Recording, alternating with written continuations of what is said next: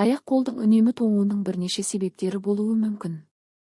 Мүмкін себептер: 1. Қан айналымының бұзылуы. Суықта немесе ыстықта қан тамырлары дұрыс жұмыс істемесе, аяқ-қолға қан аз жетеді. 2. Анемия, қан аздық, темір жетіспесе, тіндерге оттегі аз барады. Бұл аяқ-қолдың суық болуына әкеледі. 3. Қалқанша безінің дұрыс жұмыс істемеуі. Гипотиреоз кезінде зат алмасу баяулайды. Сол себепті адам тез тоңғыш болады. 4. Қант диабеті, қан айналымының бұзылуы мен жүйке зақымдануы аяқ-қолдың суық болуына әсер етеді. 5. Қан қысымының төмен болуы. Гипотония, қан айналымының баяу болуы аяқ-қолдың суық болуына себеп болады. 6. Вегето-тамыр дистониясы, ВТД, жүйке жүйесінің дисфункциясы қан тамырларын жиырып, аяқ-қолдың салқындауына әкелуі мүмкін.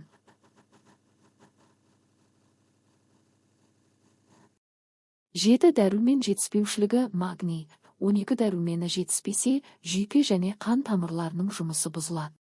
Шешімдері: дәрігерге қаралу, қан анализін тапсырып, негізгі себебін анықтау қажет. Қан айналымын жақсарту, жаттығу жасау, жүру, массаж жасау.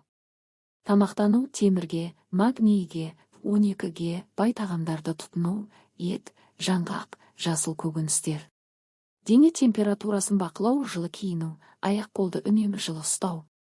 Кофе мен темекіден бас тарту, бұлар қан тамырларын жиырып, қан айналымын нашарлатады. Қан қысымын қалыпта ұстау, тұзды азайту, сұйықтық жеткілікті ішу. Егер аяқ-қолыңыз ұзақ уақыттан бері тоңып жүрсе, дәрігерге барып, нақты себебін анықтаған жөн. Сіз маған тіркелсеңіз өкінбейсіз.